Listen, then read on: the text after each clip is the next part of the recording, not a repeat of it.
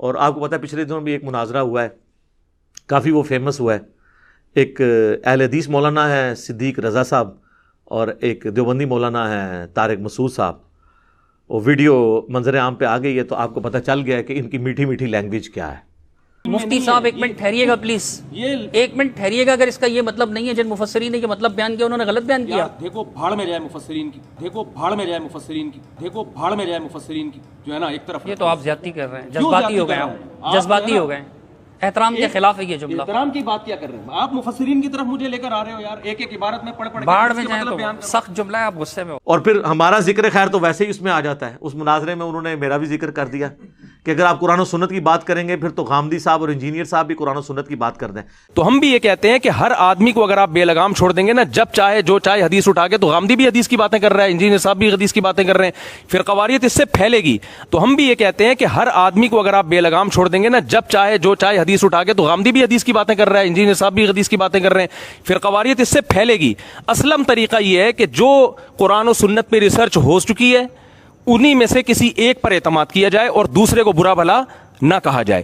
تو میری رائے یہ ہے کہ امت کو ٹوٹنے سے، اختلاف و انتشار سے اور خواہشات سے بچانے کے لیے میرے پاس یہ پیکج ہے اور اس سے بہتر پیکج نہیں ہے. اور آپ نے ان کی لینگویج اور گفتگو سے اندازہ لگا لیا. اور پھر بار بار اس میں وہ کہہ رہے ہیں کہ جی دیکھیں صحابہ کرام سے جب کوئی مسئلہ جا کے پوچھتا تھا تابعی تو وہ دلیل نہیں مانگتا تھا.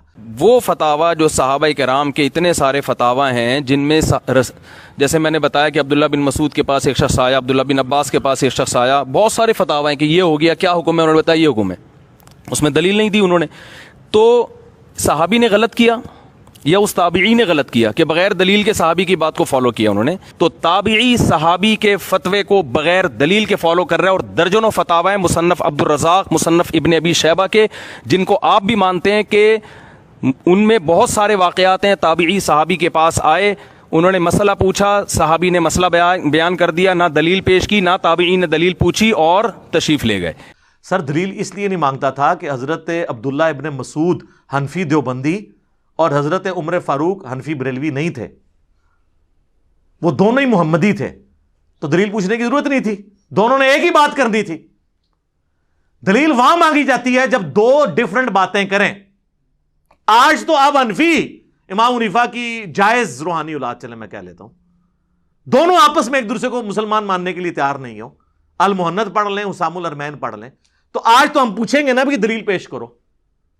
یہ مثال دینا غلط ہے کہ صحابہ کرام علیہم رضوان، تو میں نے آپ کو کئی ایک احادیث نہیں پیش کر دی ہیں کہ صحابہ کرام علیہم رضوان میں جب اختلاف ہوتا تھا تو کس طرح وہ دوسرے صحابی سے دلیل مانگ لیتے تھے. یا ایھا الذین آمنوا اطیعوا اللہ واطیعوا الرسول، اے اہل ایمان اطاعت کرو اللہ کی اور اس کے رسول کی. اطاعت کرو اللہ کی اور اطاعت کرو اس کے رسول کی. وَأُولِي الْأَمْرِ مِنْكُمْ، اور جو تم میں اولو الامر ہے نا ان کی بھی اطاعت کرو. لیکن اس کے ساتھ اطیعوا نہیں آیا. اس کی حکمت اس آیت کے اگلے حصے میں کھل جائے گی کہ ایبسولوٹ اطاعت کس کی ہے؟ اللہ اور اس کے محبوب صلی اللہ علیہ وآلہ وسلم کی. اور آج کی ڈیٹ میں اللہ اور اس کے رسول سے مراد کیا ہے؟ قرآن اور صحیح الاسناد احادیث، کتاب و سنت. کیونکہ آج نبی علیہ السلام ایز این انسٹیٹیوشن ہے ہمارے پاس، فزیکلی تو سامنے موجود نہیں ہے، ان کی تعلیمات ہے. حکمران کی بھی کرنی اطاعت، لیکن وہ غیر مشروط نہیں ہوگی، مشروط ہے اللہ اور اس کے رسول کے ساتھ. کیونکہ ساتھ ہی ذکر آیا فَإِن تَنَازَعْتُمْ فِي شَيْءٍ فَرُدُّوهُ إِلَى اللَّهِ وَالرَّسُولِ، اگر تمہارا تنازع کھڑا ہو جائے تو اپنے اس معاملے کو پلٹاؤ اللہ اور اس کے رسول کی جانب. یعنی حکمران سے یا اولو الامر سے جو تمہارا اختلاف ہوتا ہے وہ تم نے پھر فیصلہ کروانا ہے اللہ اور اس کے رسول سے. تو ظاہر ہے اللہ رسول سے کیا مطلب؟ کتاب و سنت سے. ان کنتم تؤمنون باللہ، اگر تم واقعی اللہ پر ایمان رکھتے ہو نا تو پھر تمہاری روش یہ ہوگی کہ تمہارے لیے فائنل اتھارٹی اللہ اور اس کے رسول ہوں گے عز وجل وصلی اللہ علیہ وآلہ وسلم. والیوم الآخر، اور آخرت پر ایمان رکھتے ہو، یعنی accountability of the day of judgement کا اگر تمہیں خوف ہوگا نا پھر ہی تم کتاب و سنت سے فیصلہ کراؤ گے. ورنہ کیا کہو گے؟ مفتی صاحب نے فرما دیا، بزرگوں نے فرما دیا، ذالک خیر، اسی میں تمہاری خیریت ہے، وَأَحْسَنُ تَأْوِيلًا، اور اسی کا انجام اچھا ہونے والا ہے. کس کا؟ کہ اگر جب کبھی جھگڑا ہو تو اللہ اور اس کے رسول سے فیصلہ کرنا ہے. یہ ہے وہ آیت جس میں صراحتاً اللہ کے محبوب صلی اللہ علیہ وآلہ وسلم کو ہمارا امام ڈکلیئر کیا گیا. لیکن افسوس اس آیت کو انہوں نے لوگوں کے بنائے ہوئے اماموں کی اندھی تقلید کی سپورٹ میں پیش کرنا شروع کر دیا، آدھی آیت پڑھ پڑھ کے کہ جی قرآن میں ہے اطیعوا اللہ و اطیعوا الرسول و اولی الامر منکم. او اگے بھی پڑھو نا، فَإِن تَنَازَعْتُمْ فِي شَيْءٍ فَرُدُّوهُ إِلَى اللَّهِ وَالرَّسُولِ. اس آیت کے اوپر تو گھنٹوں بولا جا سکتا ہے. میں چند ایک باتیں اس حوالے سے کچھ ڈسکس کر لیتا ہوں اطاعت کے حوالے سے کہ کانسیپٹ اسلام میں کیا ہے اور کس لیول تک احتیاط ہے کہ آپ نے فائنل اتھارٹی ماننا ہے اللہ اور اس کے محبوب علیہ السلام کو صلی اللہ علیہ وآلہ وسلم. اور اجتہاد اگر کسی نے کسی مسئلے میں کیا اور وہ کتاب و سنت سے ٹکرایا تو وہ ریجیکٹڈ ہوگا. امام کو چھوڑ دیں، چاہے وہ اجتہاد کسی صحابی کا بھی ہوا. اور اس کی آپ مثال سن لیں، سنن ابی داؤد میں حدیث ہے، جامع ترمذی میں بھی کچھ حصہ ہے، سنن ابن ماجہ میں بھی ہے اور مشکات المصابیح میں بھی ہے. ایک صحابی تھے سیدنا قیس، وہ نبی علیہ السلام کی خدمت میں حاضر ہوئے اور سیدھا آ کے انہوں نے سجدہ کیا. نبی علیہ السلام نے کہا سر اٹھا کیا کر رہا ہے؟ ان کا یا رسول اللہ میں ہیرا نامی شہر میں گیا تھا کوفے کے پاس، وہاں لوگ اپنے سردار کو سجدہ کرتے ہیں، تو آپ تو اللہ کے رسول ہیں، آپ تو زیادہ حق رکھتے ہیں کہ ہم آپ کو سجدہ کریں. یعنی قیاس کیا انہوں نے، اس واقعے کو اس پہ قیاس کر کے اجتہاد کیا.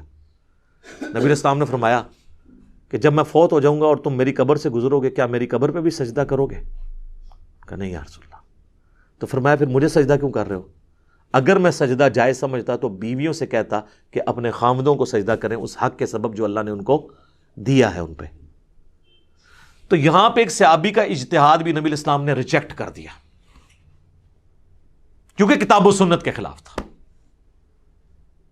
وہ ٹھیک ہے کہ ترتیب یہی ہے، منہج اہل سنت کا یہی ہے جو سنن نسائی میں موجود ہے اور المصنف ابن ابی شیبہ میں تفصیل کے ساتھ ہے کہ قاضی شریح جو چیف جسٹس تھے کوفہ کے، ان کو خط لکھا سیدنا عمر نے، اور اس خط میں لکھا کہ دیکھو جب کبھی کوئی مسئلہ پیش ہو تو سب سے پہلے کتاب اللہ میں اسے تلاش کرنا، اگر کتاب اللہ میں نہ پاؤ تو پھر سنت رسول میں اسے دیکھنا صلی اللہ علیہ وآلہ وسلم، اس میں بھی نہ پاؤ تو پھر امت کا اجماع دیکھنا کیا ہے، اور اس میں بھی نہ پاؤ تو پھر اجتہاد کر لینا، لیکن اگر نہ کرو تو تمہارے حق میں بہتر ہے.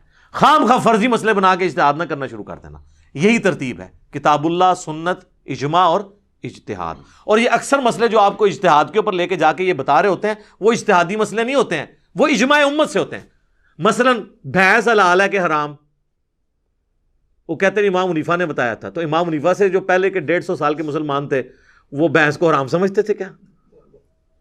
نہیں، بحث تو اجماع امت سے حلال ہے.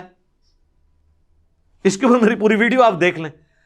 تو یہ اکثر مسئلے جو کہتے ہیں اجتہادن نہیں ہوتے، وہ اجماعی مسئلے ہیں جو المستدرک للحاکم میں حدیث ہے، المعجم الکبیر طبرانی کے اندر موجود ہے. نبی علیہ السلام نے فرمایا کہ میری امت کبھی بھی گمراہی پر جمع نہیں ہوگی، یعنی پوری امت جمع نہیں ہوگی، کوئی نہ کوئی حصہ مخالفت کر دے گا، اور جہاں پہ پوری امت جمع ہو جائے گی تو جماعت پہ اللہ کا ہاتھ ہے. تو یہ اجماع کی حجیت کے اوپر یہ حدیث دلیل ہے. اور اس کو سپورٹو سورہ نساء کی آیت نمبر 115 بھی ہے کہ جو سبیل المؤمنین ہے اس کا راستہ اختیار کرنا ہے، مومنین کے راستے کا، اور جو اس سے ہٹے گا پھر اللہ تعالیٰ اس کا رخ اسی طرف موڑ دے گا جس گمراہی کی طرف وہ جائے گا. امام شافعی رحمہ اللہ نے اس آیت کو اجماع کی حجیت پہ دلیل مانا ہے اور امت نے ان کی اس بات کو ایکسیپٹ کیا. تو آپ دیکھ لیں نبی علیہ السلام نے اس اجتہاد کو ریجیکٹ کر دیا سجدے والے کو، اور یہ ایسی تربیت تھی کہ پھر ٹرانسفر ہوئی آگے. بخاری اور مسلم دونوں میں حدیث ہے، مولا علی رضی اللہ تعالیٰ عنہ علیہ السلام روایت کرتے ہیں کہ نبی علیہ السلام نے قافلہ روانہ کیا اور اس میں امیر بنایا ایک انصاری صحابی کو. ان کو اپنے ساتھیوں پہ راستے میں غصہ آیا، اور غصہ اتنا زیادہ آیا کہ انہوں نے کہا کہ لکڑیوں کا ایک الاؤ جلاؤ بہت بڑا، اور کہا کہ میں تمہیں حکم دیتا ہوں کیونکہ میری اطاعت رسول اللہ کی اطاعت ہے اور رسول اللہ کی اطاعت اللہ کی اطاعت ہے، کیونکہ بخاری مسلم میں حدیث ہے جس نے میری اطاعت کی، جس نے میرے بنائے ہوئے امیر کی اطاعت کی اس نے میری اطاعت کی، جس نے میری اطاعت کی اس نے اللہ کی اطاعت کی، جس نے میرے بنائے ہوئے کسی امیر کی نافرمانی کی اس نے میری نافرمانی کی، جس نے میری نافرمانی کی اس نے اللہ کی نافرمانی کی. تو اب میں تمہیں حکم دیتا ہوں. اس انصاری صحابی نے کہا کہ تم سب کے سب آگ میں کود جاؤ. تو ان صحابہ نے کہا ہم نے تو آگ سے بچنے کے لیے رسول اللہ کا دامن پکڑا تھا صلی اللہ علیہ وسلم، تو ہمیں پھر اسی آگ میں پھینک رہا ہے، ہم تیرا حکم نہیں مانیں گے. انہوں نے نہیں کہا کہ جی آپ تو صحابہ کرام کی اطاعت نہیں کرتے ہیں، ڈائریکٹ صحابی آپ کو ایک مسئلہ بتا رہا ہے.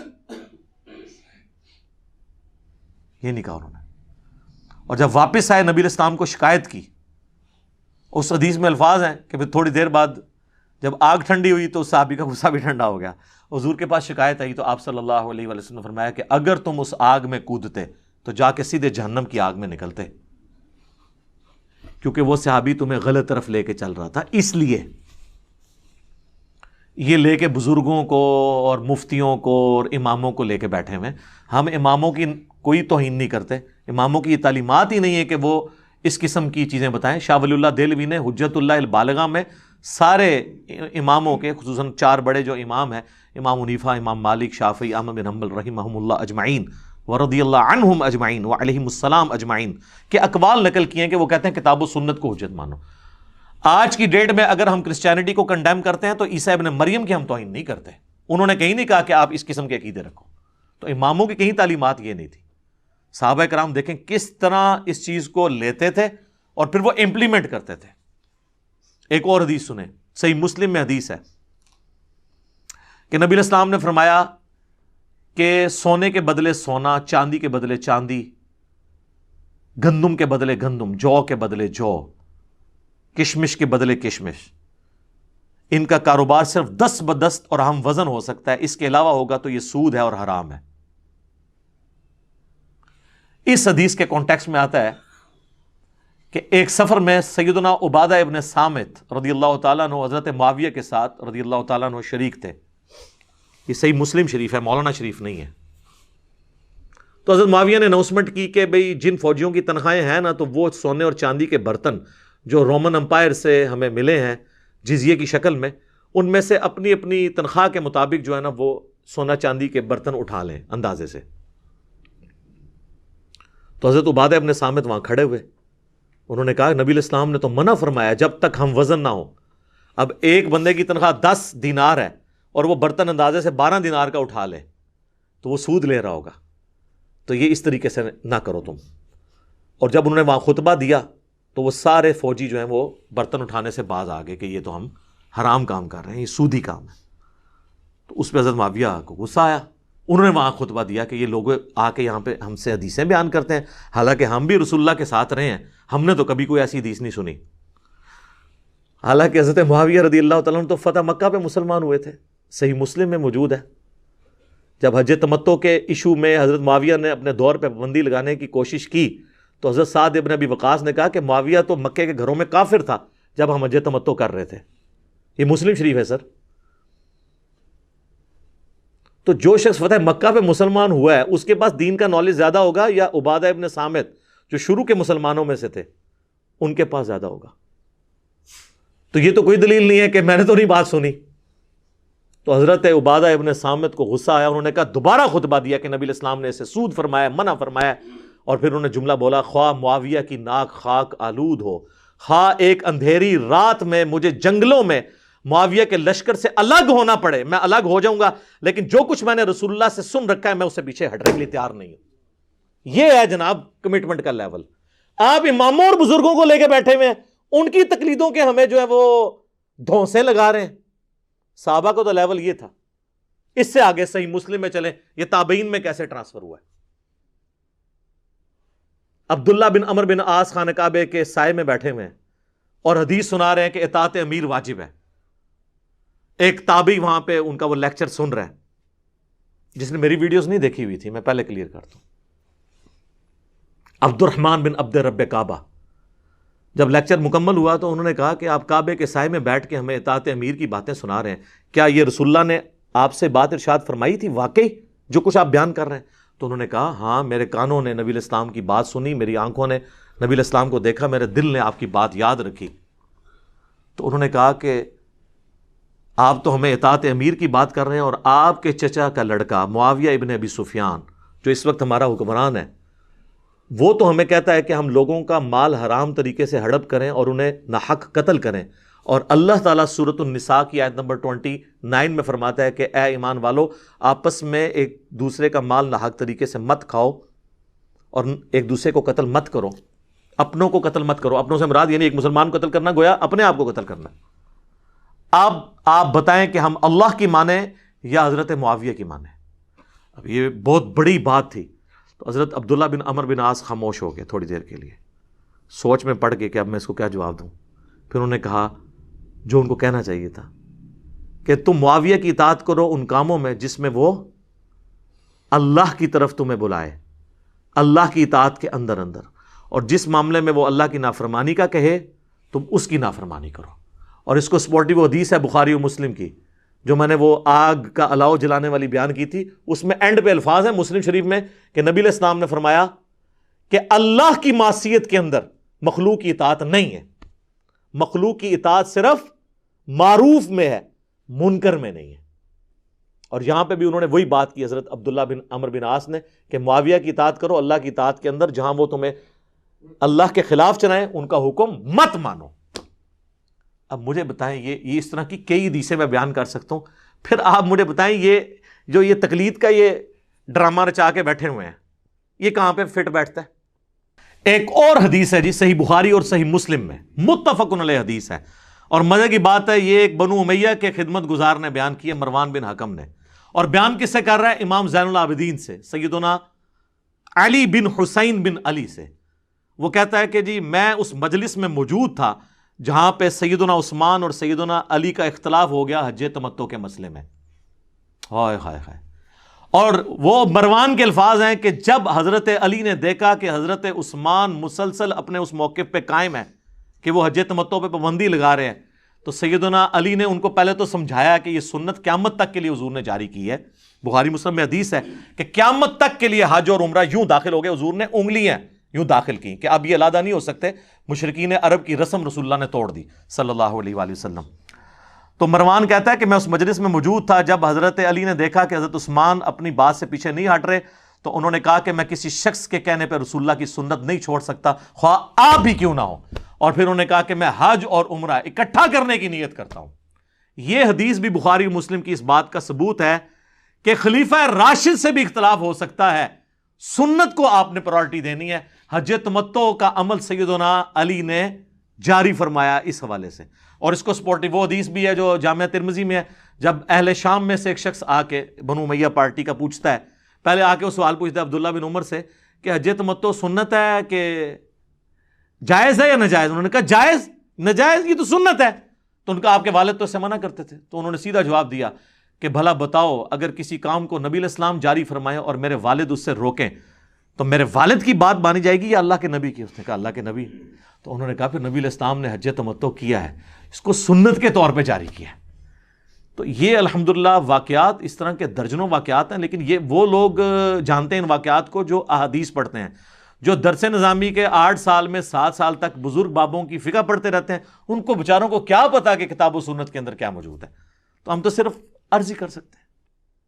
ایک اور حدیث سنیں, بخاری مسلم دونوں میں حدیث ہے, حضرت حسان بن ثابت مسجد میں اشعار پڑھ رہے تھے نعتیہ, حضرت عمر وہاں سے گزرے, خلیفۃ المسلمین ہیں, انہوں نے یوں کر کے دیکھا, انہوں نے کہا, حسان نے کہا اے عمر اس طرح نہ مجھے دیکھ, تجھ سے بہتر شخصیت مسجد میں بیٹھی ہوتی تھی, میں انہیں بھی اشعار سناتا تھا نعتیہ. تو حضرت عمر نے بھی آگے سے نہیں کہا کہ میری اطاعت تو واجب ہے, علیکم بسنتی و سنت الخلفاء الراشدین المہدیین, نہیں, ان کو پتا تھا فَإِن تَنَازَعْتُمْ فِي شَيْءٍ فَرُدُّوهُ إِلَى اللَّهِ وَالرَّسُولِ, ہاں خلیفہ راشد ہی کیوں نہ ہو. انہوں نے کہا گواہ پیش کرو, ان کا یہ ابو ہریرہ بیٹھے ہیں. تو حضرت ابو ہریرہ نے کہا اے امیر المومنین واقعی نبی صلی اللہ علیہ وآلہ وسلم حضرت حسان سے نعت سنتے تھے, اور وہ نعتی اشعار مسلم شریف میں اوپر تلے کئی احادیث میں موجود ہیں, بلکہ بخاری مسلم میں حدیث ہے اور اس میں بھی وہ الفاظ موجود ہے. حضرت ابو ہریرہ کہتے ہیں کہ حضرت حسان کے لیے تو حضور نے دعا کی تھی, اے اللہ روح قدس کے ذریعے ان کی مدد فرما, جس طرح عیسیٰ ابن مریم کی مدد کی تھی تو نے, تو ان کے لیے تو دعا ہے. تو حضرت عمر وہاں سے خاموش ہو کے چلے گئے. اچھا, اس سے یہ بھی پتا چلا کہ حضرت عمر خلیفۃ المسلمین ہونے کے باوجود ان کو یہ حدیث نہیں پتا تھی. یہ جو آپ کہتے ہیں نا اتنے بڑے مفتی صاحب کو کچھ نہیں پتا, اتنے بڑے بزرگ امام کو نہیں پتا, حضرت عمر سے بڑا کون سا مفتی ہے اور امام ہے؟ حضرت عمر کو بھی نہیں پتا تھا کہ نعت سننا سنت ہے نا, یہ بھی گل وچوں نکلتی ہے. ہاں جی, اور اس قسم کے کئی ایک واقعات ہیں. بخاری مسلم دونوں میں حدیث ہے, حضرت ابو ہریرہ جو سب سے زیادہ حدیثوں کے راوی ہیں, وہ نبی علیہ السلام کی وفات کے بعد 30 سال تک یہ فتویٰ دیتے تھے کہ جو جنوبی ہے جب تک غسل نہ اتار لے روزہ نہیں رکھ سکتا. اما عائشہ تک جب بات پہنچی تو اما عائشہ نے کہا کہ خدا ابو ہریرہ پر رحم کرے، نبی علیہ السلام جنبی ہوتے تھے احتلام کی وجہ سے نہیں، یعنی انہوں نے شرم کے مارے کہا کہ اپنی بیویوں کی صحبت کی وجہ سے، مراد یہ کہ ان کو یہ پتہ بھی ہوتا تھا کہ میں جنبی ہوں، اس کے باوجود وہ ختم سحری کے بعد غسل اتار لیا کرتے تھے، فجر کا وقت داخل ہونے کے بعد۔ حالانکہ یہ تو بندہ پلان بھی کر سکتا ہے کہ یار میرے پہ غسل فرض ہے، میں چلو رات کو ہی کر کے سو جاؤں، تو حضرت عائشہ نے اس کے لیے کیا لفظ استعمال کیا؟ بغیر احتلام کے جب جنبی ہوتے تھے تو بھی ایسے کر لیتے تھے۔ جب حضرت ابو ہریرہ تک بات پہنچی تو انہوں نے کہا یہ میرا ذاتی فتویٰ تھا، مجھے اس حدیث کا نہیں پتا تھا، تو میں اب رجوع کرتا ہوں۔ تو اگر حضرت ابو ہریرہ جو سب سے زیادہ حدیثوں کے راوی ہیں ان تک حدیث نہیں پہنچی ہوئی ہے، تو امام حنیفہ، امام شافعی، امام احمد بن حنبل، امام مالک کے نام کے اوپر آپ لوگ ان کو بدنام کرنے کے لیے آپ نے ایک تقلید کے نام کے اوپر ایک مصیبت کھڑی کر دی۔ میرا ایک مسئلہ نمبر 197 ہے اماموں کی گستاخی کا فتویٰ، میرے پہ انہوں نے لگایا تھا، میں نے اس میں کئی ایک مثالیں اور پیش کی ہیں، اور آپ کو یہ بھی کہتے ہوئے نظر آئیں گے کہ جی وہ سعودیہ والے ہمارے حنبلی بھائی ہیں۔ یہ جو آیت میں نے پڑھی نا فَإِن تَنَازَعْتُمْ فِي شَيْءٍ فَرُدُّوهُ إِلَى اللَّهِ وَالرَّسُولِ، سورہ نساء آیت نمبر 59، اس کے کانٹیکسٹ میں سعودیہ والے جو مفت قرآن دیتے ہیں نا، جس کی پروف ریڈنگ ان کے علماء نے بھی کی ہوئی ہے، شروع میں انہوں نے اسے انڈورس کیا ہے، پہلے وہ تفسیر عثمانی دیتے تھے، اس میں کافی شرکیہ باتیں تھیں، پھر انہوں نے بین کر دی۔ صلاح الدین یوسف صاحب کا آسن البیان دیتے ہیں جو دارالاسلام والوں سے انہوں نے رائٹس لیے ہیں اس کے، اس میں لکھا ہوا ہے کہ دور حاضر میں اماموں کی تقلید نے امت کے شرازے کو بکھیرا ہی ہے بجائے اس کو اکٹھا کرنے کے، اور انہوں نے اپنی طرف سے ایک تیسری اطاعت بھی مسلمانوں پہ واجب کر دی ہے، تقلید شخصی۔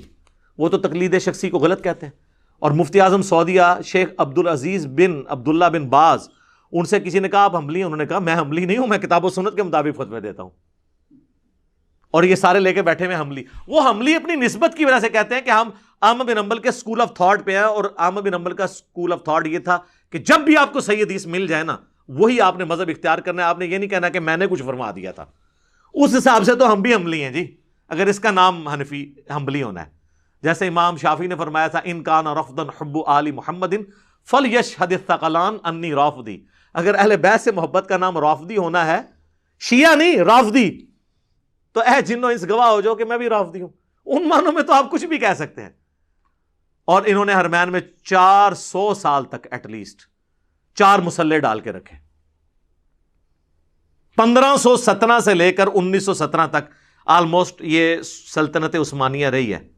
پھر 1925 میں جب یہ ٹوٹی تو سعودی حکومت نے یہ پہلے تو 4 مسلح اٹھوائے، لیکن ان کی بلڈنگیں نہیں توڑوائیں، وہ 1955 میں توڑوائی ہیں، اسی لیے اس کی کلرڈ تصویریں ہمارے پاس موجود ہیں ان 4 مسلحوں کی۔ آپ ذرا امیجن کریں کہ ایک حرم کے اندر ایک اللہ، ایک رسول، ایک قرآن کے ماننے والے 4 جماعتیں علیحدہ علیحدہ کراتے تھے، اور دوسری طرف کہتے ہیں یہ ہمارے سارے بھائی ہیں، ہم آپس میں بھائی ہو تو امام تو چلو اس طرح کر لو کہ فجر صرف حنفی پڑھا لیں، سارے ان کے پیچھے پڑھ لیں، ظہر شافی پڑھا لیں، پھر تو بھائی، چاروں اپنی اپنی جماعت کراتے تھے۔ اور اس زمانے میں انہوں نے کنکلوڈ کر لیا تھا جی امت کا اجماع ہو گیا ہے، شیعہ کو تو کوئی مسئلہ نہیں دیا ہوا تھا، تو اجماع کہاں سے ہو گیا؟ اور اجماع ایسا ٹوٹا کہ امت نے اٹھا کے پرے پھینکا۔ ان کتنے اجماع 100 سال ہو گئے تو اجماع ٹوٹ گیا۔ اجماع ٹوٹتا نہیں ہے کیونکہ جماعت پہ اللہ کا ہاتھ ہے، اللہ کا ہاتھ تو نہیں ٹوٹ سکتا، یہ جعلی اجماع سی۔ اور میں تو ان پریڈکٹ کیتا کہ آندہ اجماع ہونا ہی نہیں، کیونکہ حنفی بھی 2 ہونے ہیں، ہاں حنفی بریلوی اور حنفی دیوبندی۔ وہ الموند والے کہیں گے ایک شیطانی لشکر ہے جو ہم پہ حملہ آور ہوا ہے، اور اسام الارمین والے کیا کہیں گے کہ یہ الموند والے کیا ہے جی، یہ گستاخ ہیں، ان کے کفر میں شک کرنے والا بھی کافر ہے، یہ سب کے سب مرتد ہیں۔ احکام شریعت کے اندر جب ان سے سوال ہوا وہابیہ کے ذبیحہ کے بارے میں تو انہوں نے کیا کہا؟ وہابیہ، پھر انہوں نے کھولا کہ وہابی، دیوبندی، اہل حدیث، رافضی اور قادیانی یہ 1,00,000 دفعہ بھی اللہ کا نام لیں تو ذبیحہ مردار ہی رہے گا، اور یہ سب کے سب مرتدین ہیں۔ یہ بھی ساتھ لکھا ہوا ہے۔ مرتدین کیا مطلب؟ اسلام چھوڑ گئے ہیں، واجب القتل ہیں۔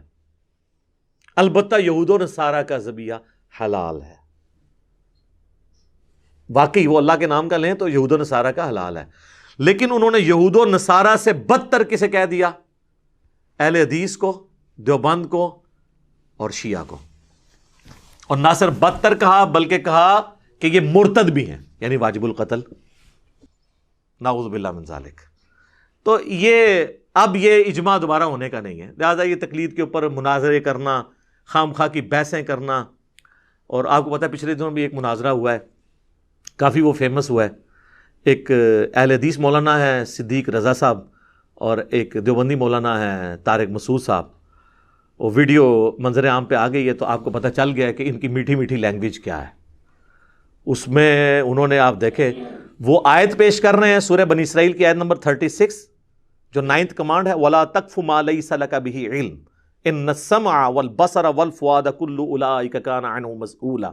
انسان کسی چیز کی پیروی نہ کر جب تک تجھے اس کے بارے میں ڈیفینیٹ علم نہ آئے. بے شک کان، آنکھ اور عقل، دل ہو یا دماغ کوئی بھی چیز، اس کے بارے میں تم سے پوچھا جائے گا. اس کی تفسیر وہ اہل حدیث عالم پیش کر رہے ہیں کہ تمام مفسرین انکلوڈنگ آپ کے مفسرین بھی وہ کہہ رہے ہیں کہ بغیر دلیل کے بات کو پیروی نہیں کرنی، اور بغیر دلیل کے پیروی کرنے کا نام ہی تقلید ہے.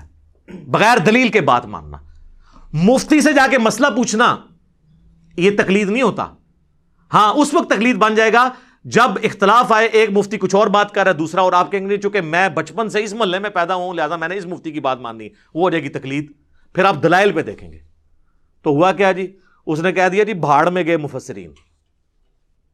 مفتی صاحب ایک منٹ ٹھہریے گا پلیز، ایک منٹ ٹھہریے گا. اگر اس کا یہ مطلب نہیں ہے جن مفسرین نے یہ مطلب بیان کیا انہوں نے غلط بیان کیا. دیکھو بھاڑ میں جائے مفسرین کی، دیکھو بھاڑ میں جائے مفسرین کی، دیکھو بھاڑ میں جائے مفسرین کی، جو ہے نا ایک طرف. یہ تو آپ زیادتی کر رہے ہیں، جذباتی ہو گئے آپ، جذباتی ہو گئے. احترام کے خلاف ہے یہ جملہ. احترام کی بات کیا کر رہے ہیں آپ؟ مفسرین کی طرف مجھے لے کر آ رہے ہو یار، ایک ایک عبارت میں پڑھ پڑھ باڑ میں جائیں تو سخت جملہ ہے، آپ غصے میں ہو. دیکھ لیں یہ ان کی زبان ہے. اور پھر ہمارا ذکر خیر تو ویسے ہی اس میں آ جاتا ہے. اس مناظرے میں انہوں نے میرا بھی ذکر کر دیا کہ اگر آپ قرآن و سنت کی بات کریں گے پھر تو غامدی صاحب اور انجینئر صاحب بھی قرآن و سنت کی بات کر دیں. تو ہم بھی یہ کہتے ہیں کہ ہر آدمی کو اگر آپ بے لگام چھوڑ دیں گے نا، جب چاہے جو چاہے حدیث اٹھا کے، تو غامدی بھی حدیث کی باتیں کر رہا ہے، انجینئر صاحب بھی حدیث کی باتیں کر رہے ہیں، پھر قواریت اس سے پھیلے گی. تو ہم بھی یہ کہتے ہیں کہ ہر آدمی کو اگر آپ بے لگام چھوڑ دیں گے نا، جب چاہے جو چاہے حدیث اٹھا کے، تو غامدی بھی حدیث کی باتیں کر رہا ہے، انجینئر صاحب بھی حدیث کی باتیں کر رہے ہیں، پھر قواریت اس سے پھیلے گی.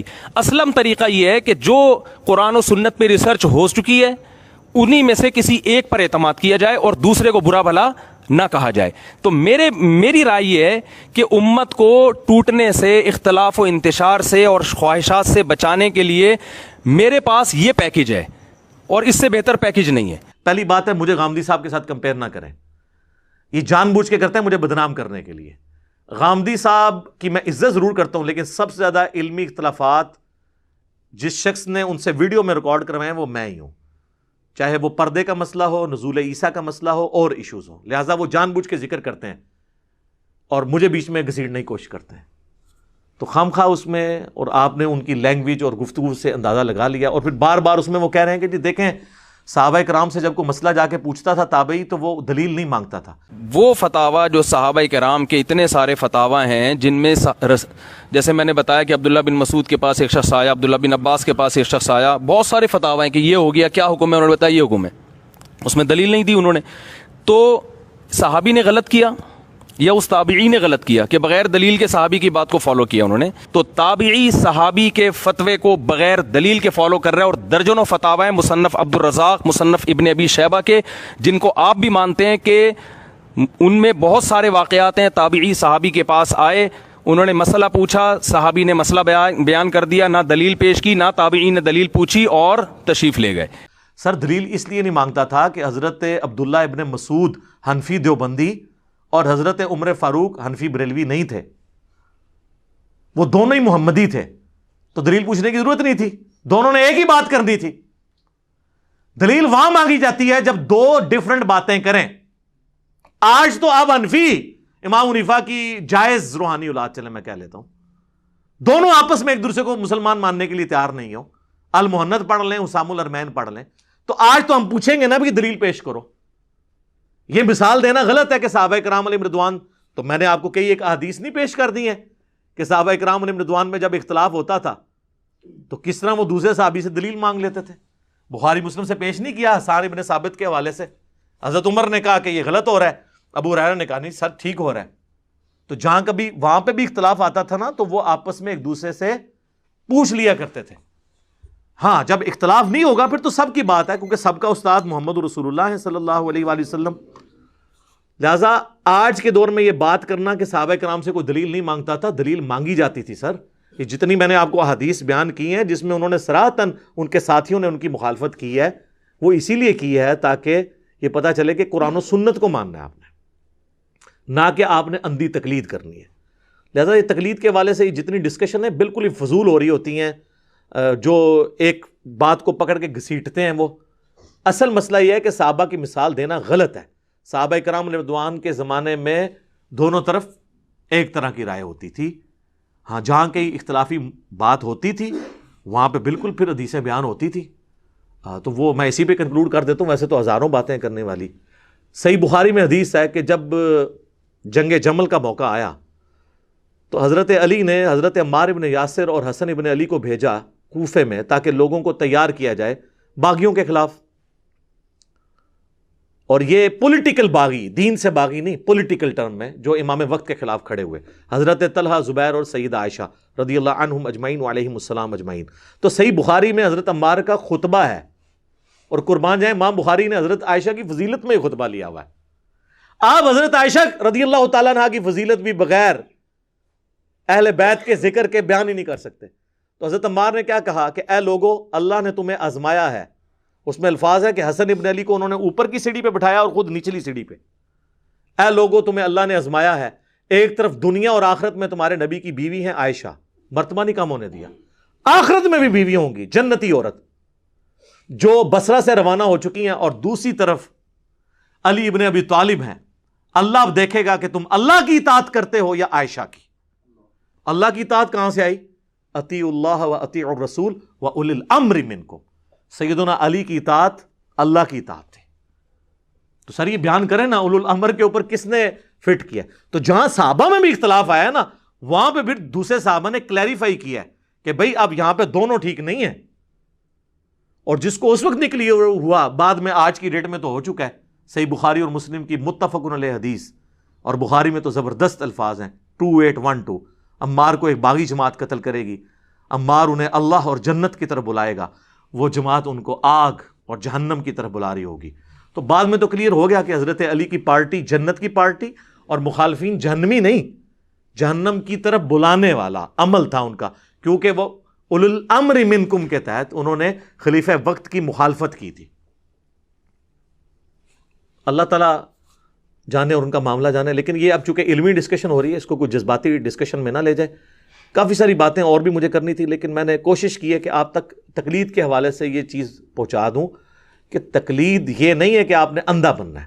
اور آخری بات، آندھا سے ان کو کہا کریں کہ 90% غیر مقلد تو یہ لوگ بھی ہیں، کیونکہ بریلوی اور دیوبندی دونوں کہتے ہیں کہ عقائد میں تقلید نہیں ہوگی، اور وہ کہتے ہیں عقائد میں تقلید حرام ہے، صرف اجتہادی مسائل میں ہوگی. یار جب عقیدے دلائل سے لے رہے ہو تو اجتہادی مسائل تو ویسے ہی چھوٹے ہیں، اور آج کے تو اجتہادی مسائل آپ کو تقی عثمانی صاحب بتا رہے ہیں اور مفتی منیب الرحمان صاحب. کیونکہ امام حنیفہ کو تو پتہ ہی نہیں تھا انتقال خون کا مسئلہ، پوسٹ مارٹم کا مسئلہ، اعضاء کی پیوندکاری کا مسئلہ، کتبین پہ نماز کا مسئلہ، کینگرو کا مسئلہ، وہ تو میں نے بتایا.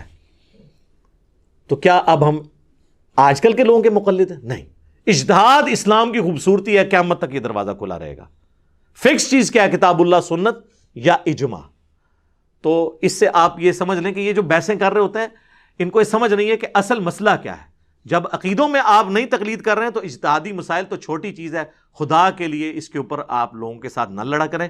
اور پھر ایسے ایسے واقعات سناتے ہیں، وہ کہتے ہیں جی پھر یہ کیا ہوا، ایک بندے کا خون نکلیا اور وہ اس وقت وہ شافی بن کے وضو بچا لے، اور پھر بیوی کو ہاتھ لگ جائے تو پھر انفی بن کے. اور بھائی دونوں کیس میں محمدی بنے.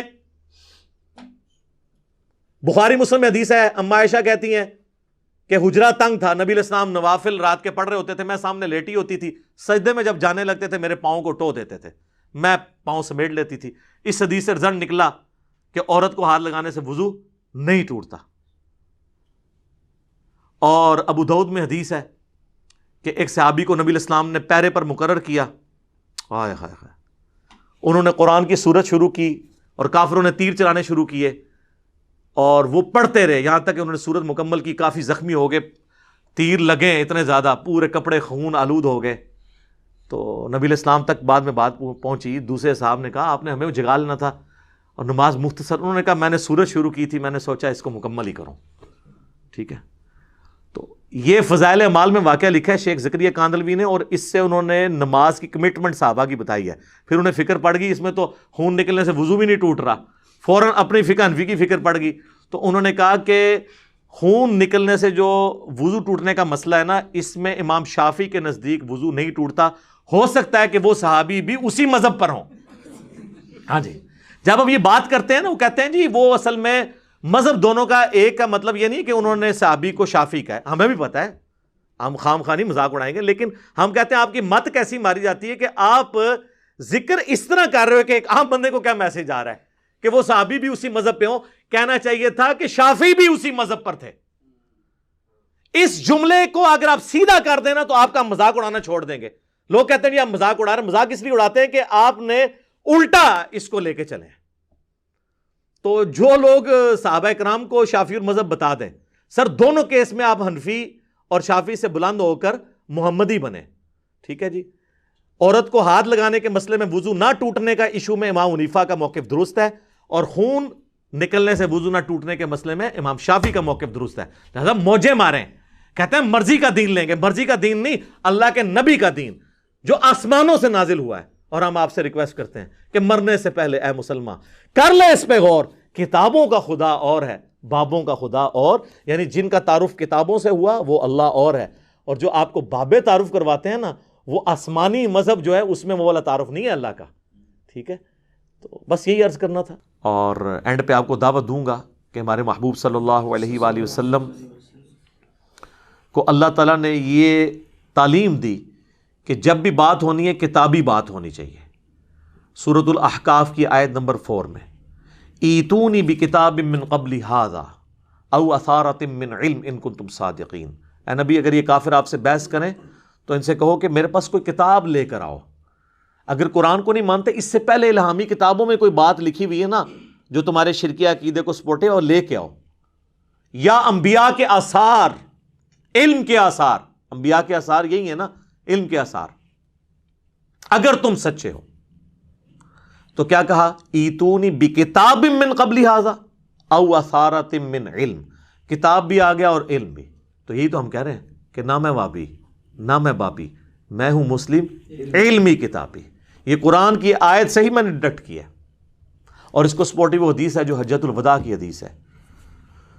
صحیح مسلم میں تو حجۃ الوداع کا جو خطبہ امام جعفر نے نقل کیا امام باقر سے, اور امام باقر نے جابر بن عبداللہ سے. امام باقر ہے محمد بن علی بن حسین بن علی, حضرت حسین کے پوتے علیہم السلام اجمعین. وہ کہتے ہیں کہ نبی علیہ, بڑی لمبی حدیث ہے, نبی علیہ السلام نے حجۃ الوداع کے موقع پر فرمایا تھا میں اپنے باتوں میں ایک ایسی چیز چھوڑ کے جا رہا ہوں جسے مضبوطی سے پکڑ لوگے کبھی گمراہ نہیں ہوگے, وہ اللہ کی کتاب ہے. مسلم میں جو حجۃ الوداع کا خطبہ ہے اس میں صرف کتاب اللہ ہے. البتہ المستدرک للحاکم میں ایک حدیث ہے, الموطا امام مالک میں وہ چھوٹا ہوا واسطہ ہے, حاکم میں کہ میں اپنے بعد 2 چیزیں چھوڑ کے جا رہا ہوں, ایک اللہ کی کتاب اور دوسرے اس کے نبی کی سنت صلی اللہ علیہ وآلہ وسلم. آج کی ڈیٹ میں جو سنت احادیث سے ڈرائیو ہوگی, عملی تواتر سے, جو اجماع امت سے چل رہی ہے.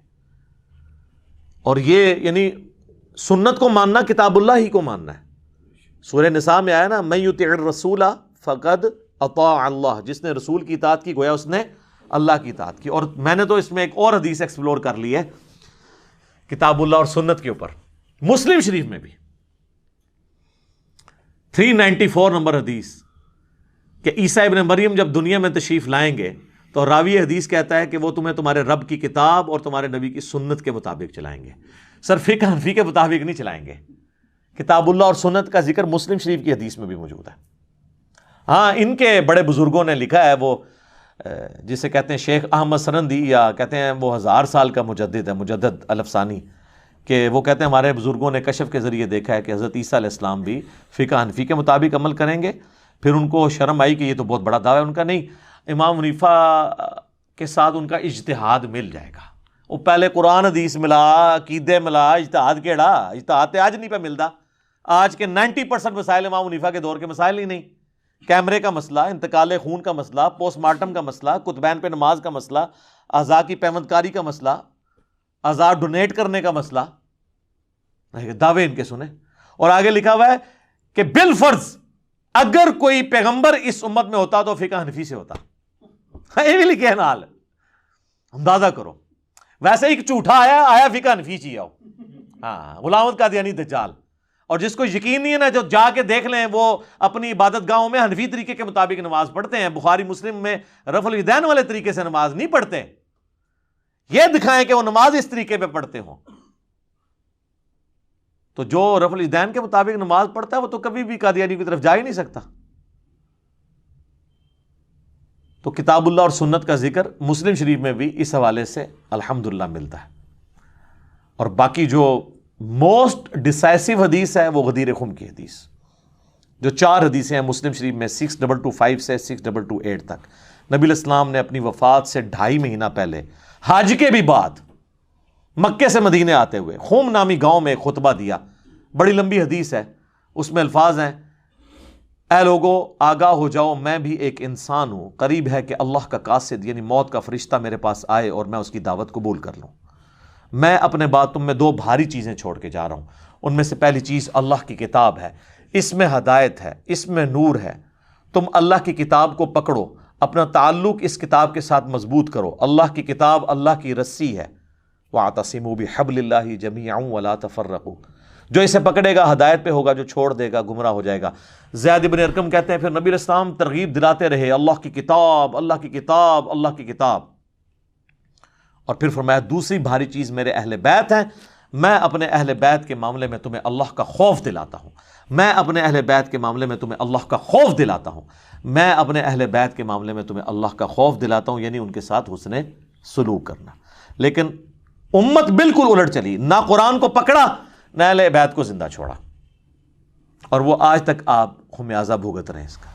باقی کتابوں میں یہ حدیث آگے بھی چلتی ہے، مسند امام احمد میں، سنن نسائی الکبریٰ کے اندر، جامعہ ترمذی کے اندر، کہ نبی علیہ السلام نے اسی موقع پر سیدنا علی کا ہاتھ پکڑ کے یوں عوام میں بلند کیا صحابہ میں اور کہا: من کنت مولاہ فہذا علی مولاہ. جس کا مولا میں، اس کا مولا علی. جس کا جگری یار میں، اس کا جگری یار علی. جس کا آقا میں، اس کا آقا علی. جس پر میں حق رکھتا ہوں اس پر علی بھی حق رکھتے ہیں. یہ تینوں معنی درست ہیں، کیونکہ حضور نے اپنی سپورٹ میں آیت تلاوت کی. صحابہ سے کہا کہ میں کیا تم پہ تمہاری جانوں سے بڑھ کر حق نہیں رکھتا؟ النبی اولا بالمؤمنین من انفسہم وازواجہم امہاتہم. نبی مومنین کی جانوں پر ان سے بڑھ کر حق رکھتے ہیں، اور نبی کی بیویاں امت کی مائیں ہیں. حضور نے کہا تم میرا یہ حق ولایت تسلیم کرتے ہو؟ صحابہ نے کہا بلا. تو فرمایا پھر من کنت مولاہ فہذا علی مولاہ. تو سر اس کے ساتھ پھر کیا مطلب نکلا؟ اس کا آقا ہی نکلا نا، کہ جو اپنے اوپر میرا حق تسلیم رکھتا ہے وہ حضرت علی کا حق بھی تسلیم رکھے. تو یہ پلیٹ فارم ہے سر، غدیر خم پہ کھڑا ہے. توحید بھی قرآن کی بیان ہو رہی ہے اور اہل بیت کا دفاع بھی ہو رہا ہے. اہل بیت کے دشمنوں کے اگینسٹ بنو امیہ اور ان کے چمچوں اور ان کے خدمت گزاروں کے اگینسٹ ہم الحمدللہ کھڑے ہیں. یہ پلیٹ فارم غدیر خم پہ کھڑا ہے. حجۃ الوداع پہ بھی یہی کھڑا ہے. ہر چیز کا حوالہ کتاب و سنت سے، اللہ کے فضل سے. آخر میں آپ کو اپنی اکیڈمی کا نمبر بھی بتا دیتا ہوں. اس لیے نہیں کہ چندہ بھیجیں، آن لائن ٹرانسفر کریں، نہ سر. فری ریسرچ پیپرز منگوائیں، کربلا والا بھی فری. صرف ڈاک کا خرچہ 300 آپ نے دینا ہے. فری آئیں گے 12 کا پیکج، 9 ریسرچ پیپرز، 3 اذکار کارڈ. اور احادیث کی کتابیں بھی نو پروفٹ نو لاس کے اوپر، مارکیٹ سے آدھی قیمت کے اوپر. بخاری، مسلم، مشکات آپ منگوا سکتے ہیں. صرف آپ نے ڈاک کا خرچہ دینا ہے اور اس کی وہ آدھی قیمت آپ نے دینی ہے. اس کے لیے صبح 9 سے لے کر شام 5 بجے تک ہماری اکیڈمی کا نمبر ہے 032159000162. اور اگر باہر سے کریں گے تو +92 کے کوڈ کے ساتھ 32159000162. بیچ میں نمازوں کا وقفہ بعض اوقات آ جاتا ہے، آپ ٹرائی کرتے رہیں، انشاءاللہ آپ کا نمبر مل جائے گا. تو آپ ڈاک منگوا سکتے ہیں. باقی یہ کوئی کمائی کے لیے نہیں، اللہ کے فضل سے ہماری اپنی جیب سے پیسے لگ رہے ہوتے ہیں اس کے اوپر. صرف ہم کہتے ہیں کہ لوگوں کے پاس کتابیں آ جائیں. میں اکثر کہتا ہوں کہ میری یہ بلٹ پروف شیٹ جو ہے نا، یہ کتابیں ہیں. میرے تک پہنچنا ان کتابوں کو پھر نعوذ باللہ آپ کو انکار کرنا پڑے گا. میں تو اس طرف بیٹھا ہوا ہوں نا، میں جو کچھ پیش کر رہا ہوں ان کتابوں سے کر رہا ہوں. تو ٹھیک ہے آپ انکار کریں، میرے تک تو آپ نہیں پہنچیں گے، آپ خود ہی وہاں پہنچ جائیں گے جہاں پہ شیطان آپ کو پہنچانا چاہتا ہے، اور ان کتابوں کو پکڑ لیں گے اور پیار اور محبت کے ساتھ آپ ایک دفعہ کہہ دیں گے کہ نہ میں بابی، میں ہوں مسلم علمی کتابی، تو انشاءاللہ تعالی آپ سچائی کے راستے تک پہنچ جائیں گے۔ اور پھر آپ نے اس دعوت کو بڑے سافٹ طریقے سے لوگوں تک پہنچانا ہے۔ کس طریقے سے؟ کہ آپ نے کہنا ہے کہ مرنے سے پہلے اے مسلمان کر لے اس پہ غور، کتابوں کا خدا اور ہے، بابوں کا خدا اور۔ جس خدا کا تعارف آسمان سے نازل ہونے والی کتاب میں اور نبی صلی اللہ علیہ وآلہ وسلم کی تعلیمات میں ہے، اس سے ہٹا کے آپ کو بابوں نے پیش کیا ہے۔ بابے مانتے اسی خدا کو تھے لیکن ان کوالٹیز کے ساتھ نہیں، اور کہنے کو تو دی سب کا اسلام ہے، لیکن کتابوں کا جہاں اور ہے، بابوں کا جہاں اور بقول ہمارے مرشد مصباحی صاحب کے، اس کا ایک اپنا ہی جہاں ہوتا ہے، اس کا ایک وکھرا جہاں ہوتا ہے۔ اب تو خیر ان کی کافی ساری باتیں آ گئی ہیں۔ اب انجینئر مرزا محمد علی کو کیا پتا بابا ہوتا کیا ہے؟ وہ تو اس کو تو حضرت جی جو پیچھے سے پیسے آ رہے ہیں نا، اس کو تو وہ نظر آ رہا ہے، اس کو کیا پتا بابا ہوتا کیا ہے؟ بابا اپنے زمانے میں ایک زمانہ ہوتا ہے، بابا اپنے جہاں میں ایک جہاں ہوتا ہے، اس کا وکھرے ایک جہاں ہوتا ہے۔ یہ اس کو نہیں پتا اور نہ اس کی باتوں میں آنا ہے۔ انشاءاللہ میرا ارادہ بن رہا ہے، کیونکہ اب وہ ہمارے بابوں کی طرف آ رہا ہے اور ہم نہیں اپنے بابوں کی برداشت کر سکتے۔ منوس تجھے کیا پتا بابے ہوتے کیا ہیں؟ تجھے کیا پتا باجزید کہتے کس کو ہیں؟ تجھے کیا خبر جنید کس ہستی کا نام ہے حضرت؟ اس لیے اس کی بات بھی نہ سنا کرو حضرت، وہ بھی دل میں شک ڈال دے گی حضرت۔ اور انشاءاللہ بس میں توفیق مانگ رہا ہوں اپنے اللہ سے، بڑی جلدی میں نے انشاءاللہ اس کا رد شروع کرنا ہے۔ ایمی بکواس کر رہا ہے اپنے کمرے میں بیٹھ، یہ کیا ہوا؟ تیرا کمرہ، تیرا کیمرہ، تیرے ہی لوگ، تیری کتابیں، تیری باتیں، کسی دن ہمیں بھی بلا نا، تو اسی طرح لائیو چلا نا بھائی، تیری اپنی دنیا، تیری اپنی باتیں، یہ کیا حضرت ہوا؟ اس لیے میرے دوستو آپ بھی تھوڑا آپ بھی دیکھو نا حضرت، وہ کیا بھائی، اگر وہ اتنا ہی حق پہ ہے تو کیوں ڈرتا ہے؟ ہم نہیں گنے لے کے جائیں گے، اور ہمیں گن کی لوڑ ہی نہیں، ہم تو درود والے ہیں حضرت، ہم نہیں برود والے حضرت، ہمارا درود ہی ہمارا برود ہے حضرت، ہمیں نہیں لوڑ کوئی بھی حضرت۔ ہاں بلائے نا حضرت، اگر وہ اتنا ہی سچا ہے۔ اگر اصل میں لوگوں کا بھی تھوڑا مزاج بن گیا ہے کہ باطل کو جلدی تسلیم کر لیتے ہیں حضرت، بات اتنی جلدی نہیں حضرت جی۔ اگر چلو 100 نکال دیا تو کیا 1300 سالوں سے دنیا باطل پہ تھی، آج تو حق والا جم پڑا ہے، تجھے کیا نظر آ گیا الو کے پٹھے؟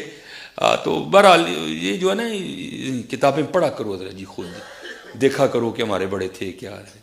اب تو پتہ نہیں کیا ہو رہا، نہیں جی اسی تے انج مننا ہے، او بھائی انج نہ من جویں وڈیاں نے منے، تو بھی انج ہی من یار، یہ نہ کھیل نہ یار، اپنے چاء اور لاڈ میں اس طرح نہ کر، یہ تیرا چاء لاڈ غلط ہے، او بھائی اس طرح ہی من جویں انہوں نے منیا یار، نہ کر، نہ امت نو پاڑ، خدا دا واسطہ نہ کرو اس طرح، نہ کرو اس طرح حضرت۔ اور میں بزرگ بیٹھی ہیں، خدا کا واسطہ اپنی سٹیجوں کے رنگ بدلو یار، خدا کا نام لو یار، کیا کرنے نکلے ہو تم؟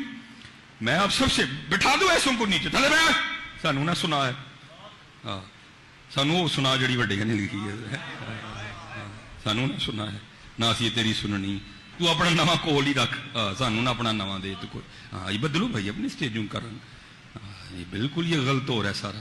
اب پانی سر کے اوپر سے گزر رہا ہے، ہر دوسرے دن کو الو کا پٹھا اٹھتا ہے اور نئی بکواس شروع کر دیتا ہے بھائی، یہ تو آج تک کسی کو نہیں سوجا، جو نئی بات ہی ہم نے سن لی۔ تو ان کو بھی ہم کہتے ہیں، یہ جو آپ کہتے ہیں نا اویں منو جنہیں وڈیاں نے منیا، تے تسی اونج منو جویں وڈے من کے گئے نے، وڈے اے نے بخاری مسلم، ہاں جی فلانا شریف تے فلانی شریف او نہیں وڈے، اے وڈے ایویں منو جویں وڈے نے منیا، وڈے صحابہ نے، تابعین نے، تبع تابعین ہیں، اہل بیت ہیں رضی اللہ عنہم اجمعین وعلیہم السلام اجمعین۔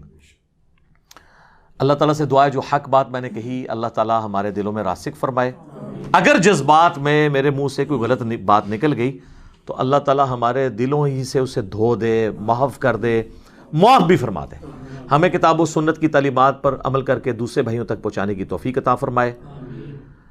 میں سارے بھائیوں سے ریکویسٹ کروں گا یہ اس کو ٹاپ پہ رکھیں، ویڈیو کو سب لوگوں کو شیئر کروائیں تاکہ لوگوں کو پتہ چلے کہ یہ مقدمہ کیا ہے، ہم کیا کرنا چاہ رہے ہیں، ٹھیک ہے انشاءاللہ تعالی یہ آپ کی اب علمی ذمہ داری ہے الحمدللہ انشاءاللہ تعالی۔